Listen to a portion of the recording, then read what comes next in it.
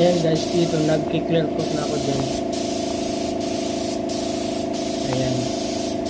Sa clear coat kailangan ganun din siya, mga 3 patong kung maaaring hanggang 4 para pagka magbabaping ka na, pag magliha ka, pwede mong isagad ang pagliha.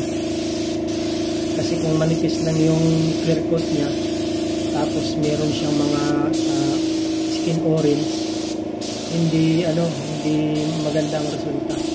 Pagka magbaping ka na, kailangan mong lihain, baka masagad yung pagliliha, so hindi rin siya kikintab. Kaya kailangan talaga pag mag-clear coat ka na, makapal yung spray mo sa top coat, dapat mga hanggang kung kinakailangan 4 na patong talaga, pero karamihan 3 patong pwede na.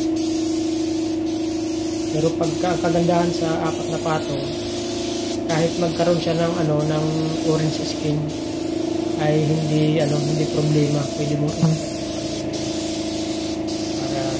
mas maganda ang resulta niya. Kintab, napakakintab na guys.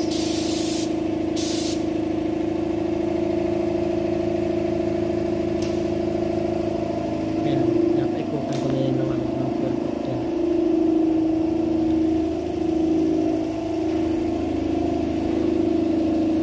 At yung gulong naman yan, silver ang kulay. Ganun din siya i-clear coat mo. Ayan, naubusan ng laman, kaya nagsasalin uli ng panibagong timpla. Clear coat guys, clear coat. Napakaganda yung clear coat na yan na binili. At napaka kintab talaga yan pagka nabaping siya. Sa sasakyan kasi, yan ang nagdadala ng kintab, yung pagwaping. Sa wrapping naman, dapat tatlong part ang gagawin mo dyan, 3 klase. Meron kang gagamitin. Una, dapat meron kang rubbing compound. Pangalawa, yung polishing wax. Tapos yung pang-last, yung wax talaga. Wax na, pure wax na lang siya. Para maganda ang result ng pagbabaping ng sasakyan. Yan na guys.